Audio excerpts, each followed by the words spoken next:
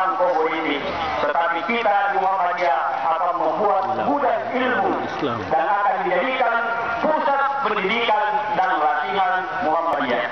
Akan ada bangunan aula, bangunan asrama, dan alhamdulillah masjid kita yang sementara ini dalam penyelesaian.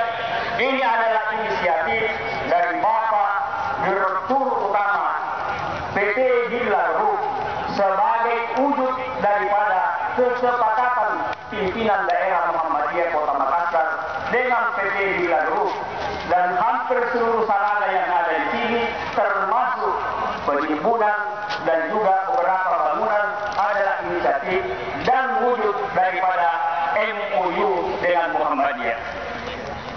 Kemungkinan pada hari ini hadir Bapak Presiden Direktur Hilal Group Pak Haji Taufan Ansar